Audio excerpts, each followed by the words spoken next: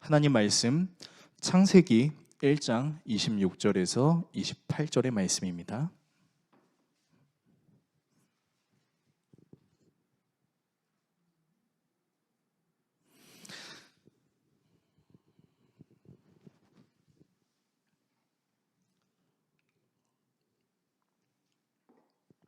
말씀이 길지 않으므로 우리가 이 세 구절의 말씀을 같이 한 목소리로 읽도록 하겠습니다.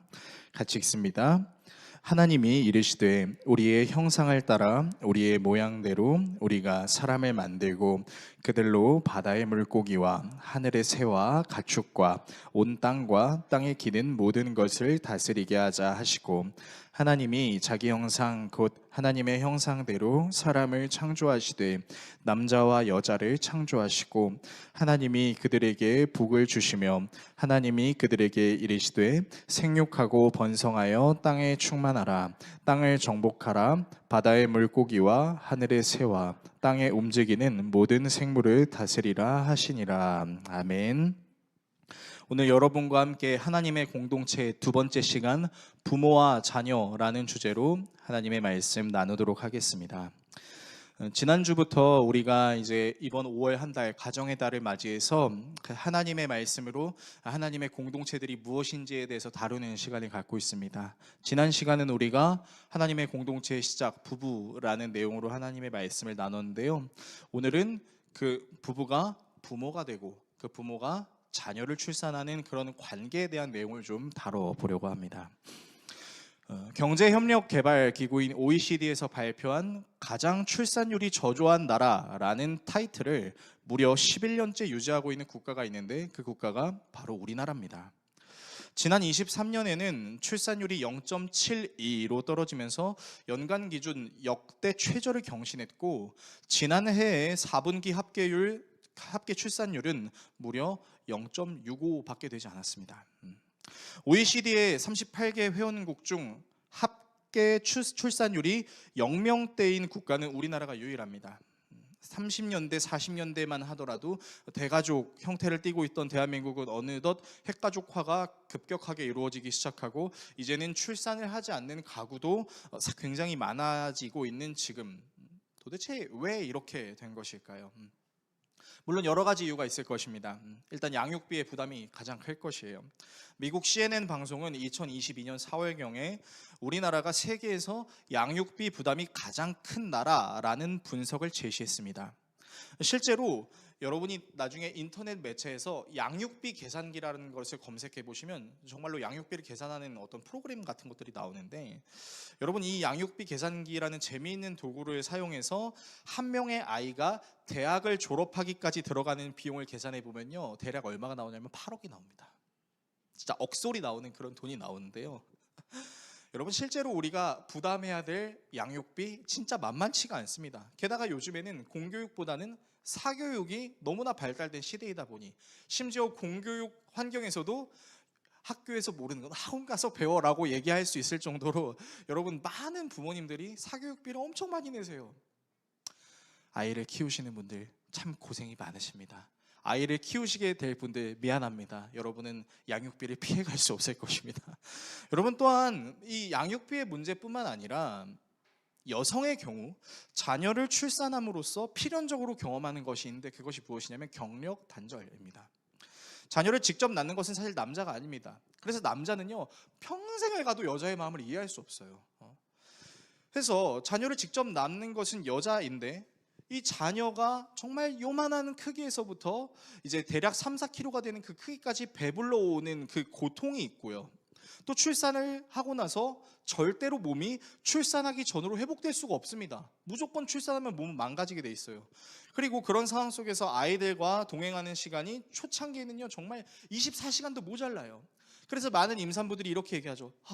화장실이라도 좀 갈 수 있었으면 좋겠어요 라고 말할 수 있을 정도로 정말 힘들게 그렇게 육아를 합니다. 그런 상황 속에서 이제 아이를 낳게 되면 갖는 그 경제적 부담과 내가 사랑하고 추구했던 나의 커리어, 내가 하고 싶었던 것들을 아이를 출산했다는 이유만으로 잠시 내려놓아야 되는 것, 여러분 이거 사실 쉬운 문제는 아니라는 것이죠. 그래서 어떻게 보면 현대인들은 이 자녀를 출산하는 문제에 있어서 선택의 문제, 경제적인 문제로 인식하고 있는 것 같습니다. 그리고 이런 인식의 문제는 하나님을 믿지 않는 사람뿐만 아니라 크리스찬들에게도 동일하게 적용됩니다. 하나님을 믿으며 이 세상에 하나님의 나라의 확장을 경험하기를 원하는 마음으로 살아가는 크리스찬들에게도요, 출산 너무나 큰 부담이라는 거죠. 내 몸 하나 건사하는 것도 쉽지 않은데, 사랑하는 남편 챙기는 거, 아내 챙기는 거, 그것도 쉽지 않은데 자녀를 낳는 건 얼마나 어려운 일일까요? 그럼에도 불구하고 크리스찬들이 출산을 해야만 한다라는, 할 수밖에 없다라는 근거가 있다면 아무래도 오늘 우리가 읽은 이 말씀 때문은 아닐까라는 생각이 듭니다. 오늘 우리가 읽은 본문에는 이런 말씀이 나와 있거든요. 생육하고 번성하여 땅에 충만하라 라는 말씀입니다. 이 명령은 아이러니하게도 하나님께서 사람을 창조하시고 나서 가장 먼저 하신 명령입니다. 우리가 우리의 형상대로 우리가 사람을 만들고, 그리고 그 사람을 만드셔서 가장 먼저 하신 말씀이 생육하고 번성하라 라는 것이죠. 그래서 하나님을 잘 믿는 부부로 살기 위해 반드시 거쳐야 할 과정을 출산이라고 생각하는 사람들도 허다하고, 다음 세대의 만들기, 종족 번식을 위해서도 꼭 출산은 해야 된다라고 생각하는 사람들도 허다합니다. 그렇다면 하나님께서는 종족 번식의 차원으로만 생육하고 번성하라 라고 말씀하신 것일까요? 만약 하나님께서 정말 그런 이유만으로 우리에게 그런 명령을 주셨다면 우리의 존재의 목적은 너무나 허망할 것입니다. 그리고 불임을 겪고 있는 부부가 있다면 하나님이 나를 사랑하시지 않는구나, 하나님이 나를 버리신 건 아닌가 라고 생각할 수도 있을 것입니다. 그렇다면 하나님께서 말씀하신 생육하고 번성하라 라는 것을 우리는 어떻게 이해해야 할까요? 저는 오늘 본문을 함께 다루면서 여러분과 함께 이 말씀이 가지고 있는 뜻이 무엇인지, 그리고 이 말씀을 우리의 삶에서 어떻게 적용해야 될지를 나누고 기도하는 시간을 가지려고 합니다. 자, 하나님께서 사람을 만드시고 가장 먼저 하셨던 말씀이 생육하고 번성하라 라는 말씀이었어요. 그리고 하나님께서는 이 말씀을 이루게 하시기 위해서 아담이 잠이 들게 하시고 그 아담의 갈빗대를 취하셔서 한 여자를 만듭니다. 그래서 첫 번째 사람 아담은 그 여자를 보고 내 뼈 중에 뼈요, 내 살 중에 살이다 라는 극찬을 하는 것이죠. 여러분, 이 찬사의 의미는 지난주에 말씀드렸듯이 너는 나와 같다 라는 표현입니다. 그리고 나와 같은 존재를 마주하며 너무나 아름답고 너무나 소중한 존재이기 때문에 성경은 이렇게 말하죠. 벌거벗고 있었으나 부끄러워하지 않았더라. 부끄러워하지 않았더라라는 말을 원어로 살펴보면 수치로 여기지 않았다는 겁니다. 즉 최고의 것, 나와 같은 것으로 여겼다라는 것이죠. 이렇게 나와 같은 아주 소중하고 아름다운 존재로 여기는 서로가 육체적으로 하나가 되는 과정이 있습니다. 그것이 무엇이냐면 성관계입니다. 여러분, 성관계라는 게요, 배가 고프면 밥을 먹어야 되는 것 같은 자연 발생적 욕구로 생각하는 경우도 있고, 종족 번식을 위해서는 어쩔 수 없이 해야만 하는 것으로 생각하는 경우도 있습니다. 그러다 보니까 어떤 관념이 생기기 시작하냐면요, 기독교 내에서도 이 성관계에 대해서 좀 불결하고 되게 성스럽게 여겨야 돼서 함부로 하면 안 되는 것 같은 그런 이제 이미지를 갖고 있는 경우도 있습니다. 물론 성은 인간이 가지고 있는 여러 욕구들 중에 하나가 될 수 있고 성을 통해서 종족 번식을 하는 것도 맞는 말인데요, 성경이 말하고 있는 성의 문제는 단순히 이 두 가지 차원으로 존재하는 것은 아닙니다. 성경이 말하고 있는 성의 문제를 좀 더 정확하게 여러분들께 말씀드리자면, 이 성 문제는 나 자신을 내가 사랑하는 남편, 아내에게 온전히 내어주는 것으로 이해를 하는 것이 정확합니다. 많은 사람들에게 복음을 변증하셨던, 지금 작고하신 하나님 나라에 계신 팀 켈러 목사님은 결혼을 말하다라는 책을 통해서 성의 문제를 이렇게 이야기하는데요. 자, 읽어드리면, 이것, 성관계는 원래 자신을 온통 내어주는 행위다. 그러니까 조금 내어주는 게 아니라 그대로 내어주는 행위라는 거예요. 성경은 성이라는 선물을 올바르게 사용할 수 있도록 수많은 규율들을 만들어서 앞길을 안내하고 있는 것이다. 성경은 성관계를 적극 권유하고 있다라고 말하는 겁니다. 성관계는 결혼의 울타리 안에서 남성과 여성 사이에 사용하도록 하나님이 주신 선물이다. 성관계는 자신을 온전히 상대방에게 줄 수 있도록 하기 위해 하나님이 손수 열어두신 가장 강력한 통로다. 서로에게 나는 온전히, 영원히, 오로지 당신의 것입니다라고 고백할 수 있도록 주님이 지정하신 방식이다라는 거예요. 여러분, 성경은요, 성관계에 대해서 이렇게 얘기한다라는 거죠. 단순히 내 욕구를 해소하는 수준으로 종족 번식을 위해서 어쩔 수 없이 해야만 하는 것으로 생각하는 것이 아니라 벌거벗은 내 몸 그대로를 최고의 아름다움으로 여겨줄 수 있는 상대에게 내 몸을 온전히 내어주고, 그러면서 내어주면서 나는 영원히 당신의 것이에요 라고 고백하는 거룩한 사랑이라는 것이죠. 여러분, 거룩하다라는 그 단어가 성경적인 의미로 하나님께서 나에게 자신을 내어주셨듯 나도 하나님께 나를 내어드린다, 내가 거룩하니 너희도 거룩하라라는 그 의미를 생각했을 때, 여러분, 성관계는 사랑하는 남편과 아내와 남편이 서로에게 자신을 그대로 내어주는 것을 의미한다라는 것입니다. 그래서 하나님께서는 이 성관계를 부부 사이에서 나누라고 말씀을 하시고, 이런 성경의 내용을 근간으로 혼외 성관계를 금지하는 것이죠. 그리고 이렇게 서로를 자신과 같이 직접적으로 사랑하고 헌신하는 과정을 통해 나타나는 창조의 영역이 있으니 그것이 무엇이냐면 바로 출산입니다. 다음 세대가 나오는 것이죠. 그러니까 여러분, 생육하고 번성하여 땅에 충만하라라는 말씀을 그 부분만 생각하는 것이 아니라 뒤집어서 생각을 해보면요, 남자와 여자가 서로를 동등하게 여기고 진심으로 사랑하며 서로를 위해 자신을 내어줄 수 있는 사랑, 그리고 그 사랑이 성관계로서 표현이 될 때 다음 세대가 태어나게 되고, 그 다음 세대가 태어남으로 생육하고 번성하여 이 땅에 하나님의 사람들이 충만해질 수 있다는 것을 우리는 알 수 있는 거예요. 그러니까 여러분, 우리가 기억해야 되는 건요, 생육하고 번성하여 땅에 충만하라는 얘기는 자식을 많이 낳아 이런 수준으로 하나님께서 말씀하시는 것이 아니라, 하나님이 우리를 너무나 사랑하셔서 우리를 창조하셨던 것과 같이 우리가 서로를 너무나 사랑하는 그 행위를 적극적으로 그리고 책임감 있게 서로에게 나 자신을 내어줌으로 하라는 겁니다. 그래서 여러분, 기억하십시오. 생육하고 번성하라는 것은 단순히 종족 번식이 아니라 하나님의 사랑을 우리에게 가르쳐 주시고 그 사랑을 우리가 실천하라고 하나님께서 말씀하시는 내용이라는 것입니다. 여러분, 그래서요, 자녀 출산의 문제를 우리가 생각할 때는 우리가 그냥 부부가 됐으니까 자녀를 낳아야지 라는 차원으로 접근해야 되는 문제가 아니라, 남편과 아내와 남편이 서로 깊이 사랑하는 모습을 통해서 이루어질 때 자녀 출산은 행복이 될 수 있습니다. 심지어 불임의 문제 때문에 고통을 받는 부부들도 시험관을 통해서 자녀를 출산하려고 하는 이유는요, 물론 가정의 대가 끊기면 안 되니까 하는 분들도 계실 수 있겠지만요, 결론적으로는 이겁니다. 내가 너무나 사랑하는 내 아내와 내가 너무나 사랑하는 내 남편과 이 사랑을 둘만 나누는 것이 아니라 이 사랑을 온전히 줄 수 있는 나의 사랑하는 자녀를 위해서 시험관을 하는 것이죠. 그래서 성경적으로 시험관이 옳으냐 옳지 않느냐라는 것을 우리가 판단하기보다는 정말로 사랑하는 마음으로 자녀를 출산하고자 하는 그 부부의 마음을 헤아릴 수 있는 것이 우리에게 정말로 필요한 신앙적 태도다라는 것입니다. 너무나 사랑하는 그 사랑을 내어주고 싶어서 그 행위를 하는 것이기 때문이죠. 그래서 여러분, 출산의 문제는요, 다른 말로는 우리가 하나님을 흉내내는 일이 될 수도 있습니다. 다시 한번 말씀드립니다. 여러분, 출산의 문제는요, 우리가 하나님을 흉내낼 수 있는 내용이 될 수 있습니다. 왜 그런 내용이 될 수 있는지 말씀을 통해서 설명해 드리겠습니다. 오늘 본문은 27절 화면을 통해서 같이 읽을게요. 하나님이 당신의 형상대로 사람을 창조하셨으니 곧 하나님의 형상대로 사람을 창조하셨다.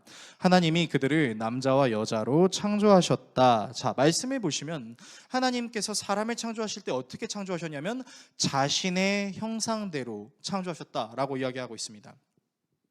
우리는 이 하나님의 형상대로라는 말을 이제 분석할 때 이제 다른 생물들이 가지고 있지 않은 세 가지 영역을 생각하죠. 지, 정, 의. 생각할 수 있고 사유할 수 있는 지식과, 그리고 그 지식으로 인해 느낄 수 있는 기쁨과 슬픔, 화남 또는 즐거움, 이런 희노애락의 감정과, 또 이 감정들을 느끼기만 하는 것이 아니라 행동으로 옮길 수 있는 행실성, 의.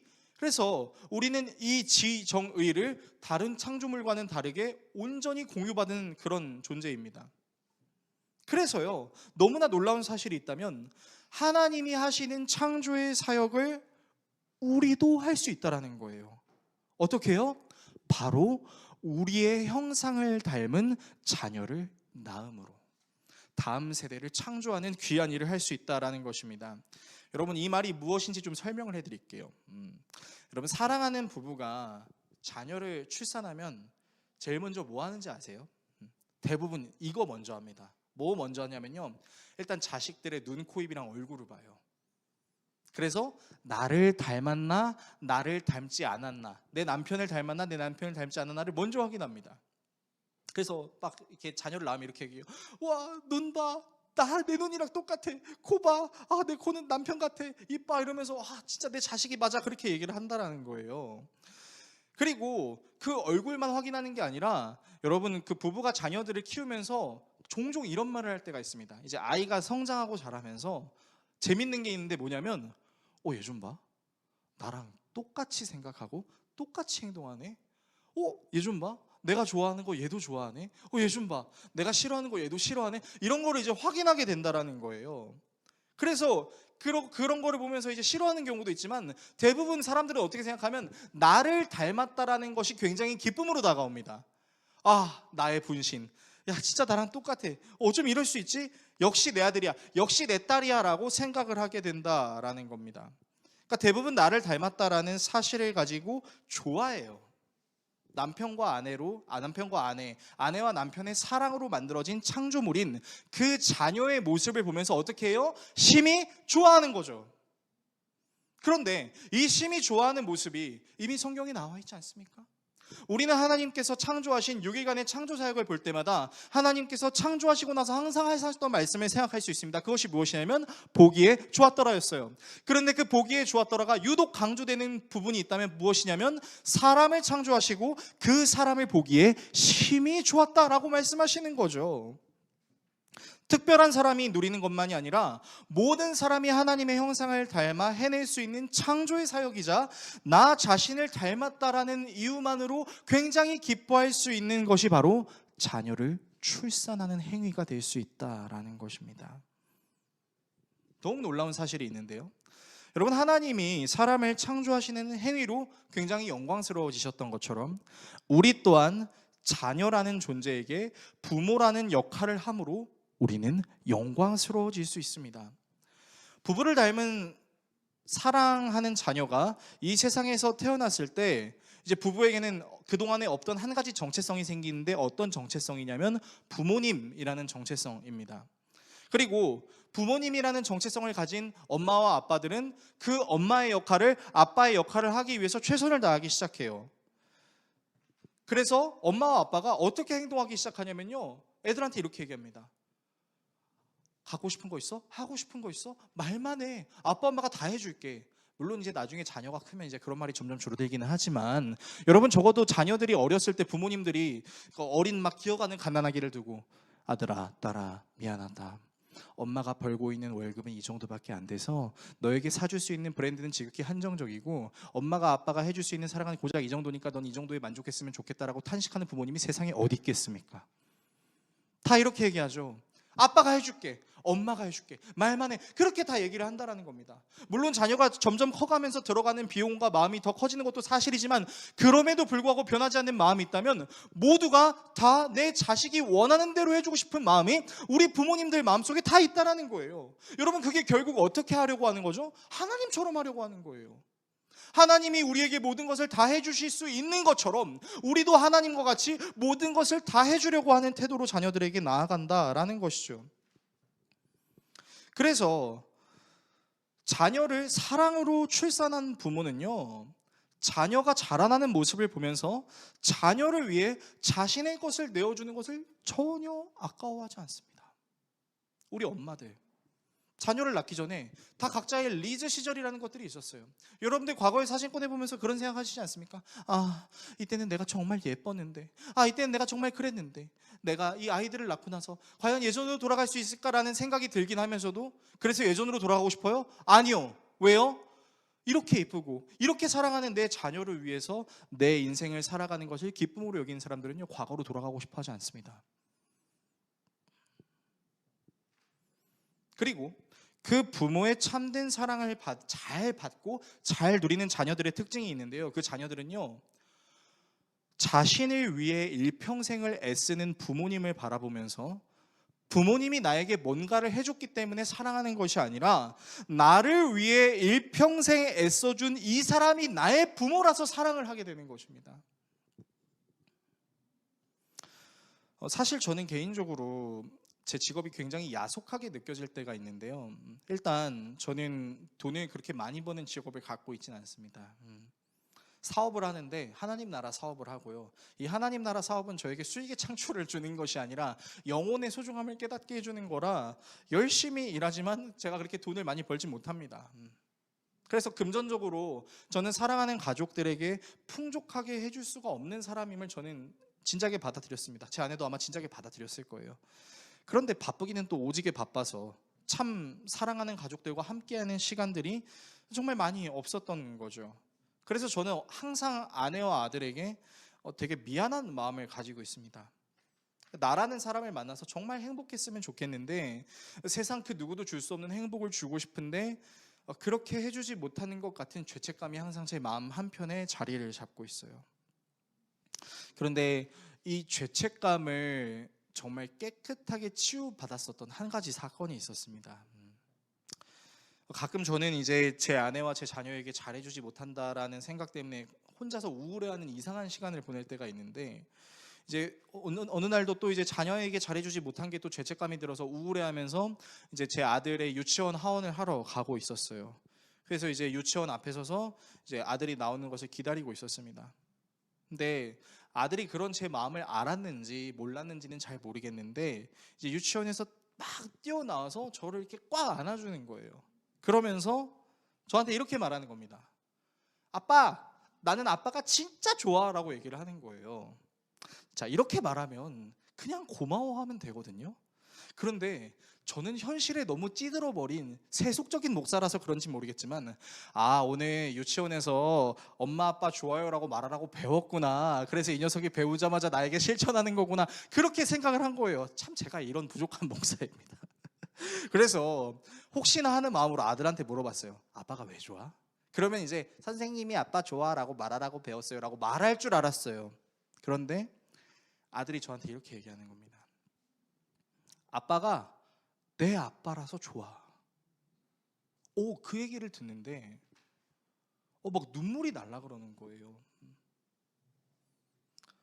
그러니까 사실 이제 목회자의 자녀라는 이제 그런 타이틀을 갖게 되면 이 아들이 나중에 얼마나 힘들게 살게 될지를 알면서 되게 미안하기도 하고, 뭔가 물질적으로 많이 채워주는 부분도 없고, 아빠가 바쁘기만 바빴지 아들을 위해서 그렇게 시간을 보내주는 것도 별로 없음에도 불구하고 자녀가 아빠가 내 아빠라서 좋아라고 이렇게 안아주는데, 그 유치원 그 신발장에서 이렇게 안아줬는데 막 눈물이 날라고 하니까 이 눈물을 이제 막 그쳐야 되니까 이제 혼자서 막 자식을 껴안으면서 이제 그 눈물을 이렇게 어떻게든 이제 눈 속으로 다시 집어넣으려고 막 그렇게 애썼던 시간이 있었는데요. 물론 나중에 제 아들이 커서 아빠가 아빠라서 좋아가 아니라 아빠 이거 해줘 저거 해줘라고 얘기하는 날들도 많이 있겠지만, 분명한 사실은 제 아들은 저를 아빠로 여긴다는 것입니다. 물론 세상이 너무 악해서 자신의 부모님들에게 아빠, 엄마 좀 열심히 좀 일하세요, 최선을 다해 좀 사세요, 그래서 내가 좀 갖고 싶은 것도 사주시고 내가 가고 싶은 대학교도 가게 해주시고 좀 해줘야 그래야 부모 아니에요? 라고 말하는 진짜 악한 자녀들도 있을 수도 있을 것입니다. 그래야 제가 다른 친구들에게 떳떳하게 살 수 있죠. 아빠 나 핸드폰 사주세요, 아빠 나 옷 사주세요, 아빠 나 뭐 해주세요 라고 말하는 자녀들도 있을 수도 있을 것입니다. 그러나 적어도 부모의 사랑이 무엇인지를 아는 자녀들은요, 자신의 부모에게 함부로 얘기하지 않습니다. 아쉬움은 있다 하더라도 의심하진 않습니다. 무엇을요? 내 사랑하는 엄마 아빠가 나를 위해서 오늘도 살아가고 있구나, 오늘도 내 엄마 아빠가 하나님처럼 나를 대해주기 위해서 최선의 노력을 다하고 있구나라는 것을 자녀들이 모를 수가 없다라는 것이죠. 물론 물질의 규모가 자녀를 더욱 풍족한 상황과 환경으로 인도해 줄 수 있다는 것은 사실이겠으나 부모의 사랑은 돈으로 환산할 수 있는 것은 아니기 때문입니다. 사랑으로 부모의 도리를 다하고 그런 부모의 도리를 누리며 부모를 영광스럽게 하는 자녀의 존재는 우리로 하여금 가정이 얼마나 아름다운 하나님의 공동체임을 깨닫게 해주는 은혜로 적용될 수가 있다라는 것이죠.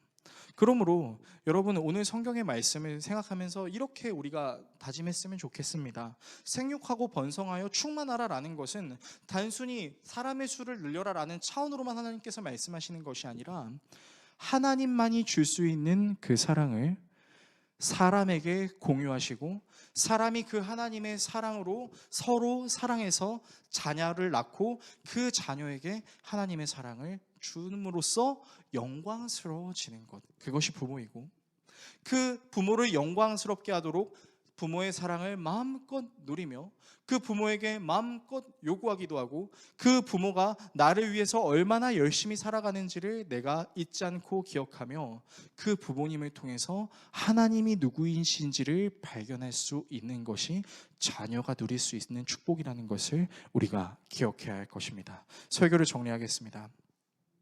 하나님께서 사람을 창조하시고 가장 처음 하셨던 말, 생육하고 번성하여 온 땅에 충만하라라는 이 말은 종족 번식 차원이 아니라 첫 번째 사람 아담에게 동일한 존재로 사랑받아야 될 여자를 허락하시고 그 여자와 한 몸을 이루게 하는 진정한 사랑을 표현하게 하신 것입니다. 서로를 자신과 같이 여길 뿐만 아니라 서로에게 자신을 온전히 내어주는 행위가 바로 성경이 우리에게 말하고 있는 성관계입니다.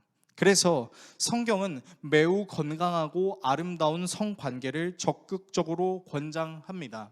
좀 더 적나라하게 이야기하자면 우리가 성관계를 하면서 갖게 되는 여러 가지 체위들도, 각자가 가지고 있는 패티시적인 부분들도 뭐든지 하나님의 이름 안에서 서로를 위해서 내어줄 수 있다라고 한다면 그것은 굉장히 아름다운 행위가 될 수 있다는 것이죠. 그리고 이 아름다운 행위를 통해 태어나는 선물, 하나님이 주시는 선물이 바로 자녀라는 것입니다.